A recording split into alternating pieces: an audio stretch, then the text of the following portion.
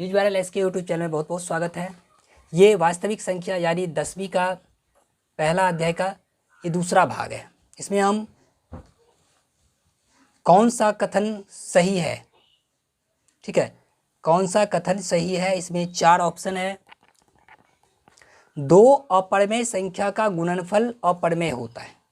तो पहले इसको चेक कीजिए, जैसे √3 एक अपरिमेय संख्या है और √2 ये अपरिमेय संख्या है। दोनों को गुणनफल किए तो √6 हुआ, यानी अपरिमेय संख्या हुआ। और √2 अपरिमेय संख्या है, √2 अपरिमेय संख्या है, ये दोनों करेंगे तो √4 होगा, तो ये होगा 2, यानी ये होगा अपरिमेय संख्या। तो ये हो भी सकता है और नहीं भी हो सकता है। 2 अपरिमेय संख्या गुणनफल परिमेय संख्या भी हो सकता है और अपरिमेय संख्या भी हो सकता है, जो कि हम यहाँ पर देख लिए हैं कि √4 टूट करके होगा 2, यानी 2/1 हम P/Q के रूप में लिख सकते हैं। तो पहला कंडीशन सही नहीं है, ठीक। यह कह रहा है कि 2 अपरिमेय संख्या का गुणनफल अपरिमेय होता है, लेकिन ऐसी बात नहीं है, परिमेय भी हो सकता है। दूसरा देखिए, एक अपरिमेय संख्या और एक परिमेय संख्या का गुणनफल अपरिमेय होता है। एक परिमेय संख्या लीजिए और एक अपरिमेय संख्या लीजिए, दूसरा एक परिमेय संख्या लीजिए। ये दोनों का गुणनफल करेंगे तो ये होगा 2√3, ये अपरिमेय संख्या होगा। ये बिल्कुल सही है। यदि हम अपरिमेय संख्या को परिमेय संख्या से गुणा करते हैं तो गुणनफल क्या होता है, अपरिमेय संख्या होगा। ये दो वाला ऑप्शन सही है। फिर भी देख लेते हैं तीसरा ऑप्शन क्या कह रहा है। वैसे इसका ऑप्शन 2 सही होगा। 2 अपरिमेय संख्या का योग कभी अपरिमेय नहीं हो सकता। 2 अपरिमेय संख्या का योग कभी अपरिमेय नहीं हो सकता, ठीक। तो यहाँ भी ये बात गलत है कि 2 अपरिमेय संख्या का योग कभी अपरिमेय नहीं हो सकता। मतलब अपरिमेय नहीं होना मतलब परिमेय होना, तो परिमेय तो है ही नहीं, ये अपरिमेय ही है। तो यहाँ पर देखिए, हमारा पहला कंडीशन गलत है, दूसरा सही, तीसरा गलत और तीनों गलत। ये तो गलत है ही। तो यहाँ पर दूसरा कंडीशन हमारा सही होगा। अगला प्रश्न है, यदि n एक प्राकृतिक संख्या है तो √n है क्या है।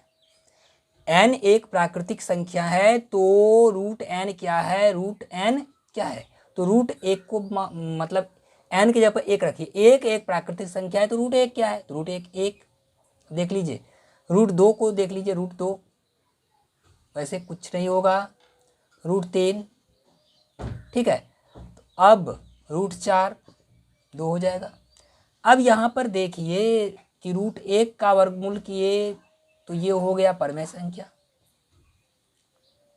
परिमेय संख्या हुआ ना। √2 क्या है, अपरिमेय संख्या। √3 क्या है, अपरिमेय संख्या। और 2 हो गया परिमेय संख्या। तो यहाँ पर हम देख रहे हैं ऑप्शन कहता है हमेशा प्राकृत संख्या होगा, नहीं ऐसा तो है नहीं। हमेशा अपरिमेय संख्या होगा, ये भी तो नहीं है। परिमेय भी हो रहा है और अपरिमेय भी हो रहा है, ये भी नहीं हो रहा है। तीसरा है कभी प्राकृत होगा और कभी अपरिमेय होगा। हाँ, कभी प्राकृत हो जाएगा, यानी ये 2 है प्राकृत संख्या, जिसको परिमेय संख्या भी बोल सकते हो। 1 है प्राकृत संख्या, तो ये कभी प्राकृत होगा कभी अपरिमेय होगा। ये डी ऑप्शन इसका सही है, ठीक है। अगला प्रश्न है कि 1440 में 2 का अधिकतम घात कितना है। 1440 में 2 का अधिकतम घात कितना है। 2 का घात पूछा जा रहा है, 2 है कि 3 है कि 5 है कि कोई नहीं है। तो सबसे पहला काम क्या करना है कि चलिए इसको मिटा दिए। 1440 इसका एलसीएम निकालिए।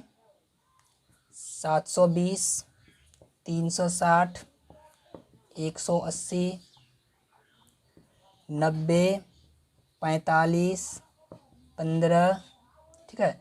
उसके बाद 3 से फिर 5, इसको घात के रूप में लिखिए। 2 है, 1 2 3 4 5 बार 2 है, 2 पर 5, यानी 2 का घात कितना होगा, 5। ये सी ऑप्शन इसका सही होगा। किस भिन्न का दशमलव प्रसार शांत है। किस भिन्न का दशमलव प्रसार शांत है, ये अगला प्रश्न है। तो यहाँ पर देखिए शांत, दशमलव प्रसार शांत कब होगा, ये देख रहा है। तो दशमलव प्रसार शांत तभी होगा जब हर क्या हो, 2 और 5 के गुणज के रूप में हो।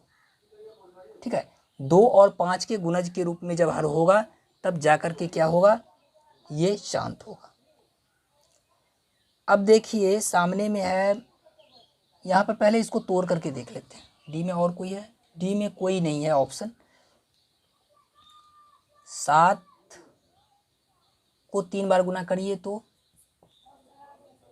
9 7 63, 7 चौका 28, 29, 30, 31, 32, 33, 34, 343 हो गया ना। यानी ये दोनों कट जाएगा तो इसका गुणज है 2 5 के रूप में, इसका गुणज है 2 पर पावर 3 और 5 पर पावर 3, यानी 2 5 के रूप में गुणज यदि हर का हो जाए तो वो शांत होगा। ये सी वाला सही होगा।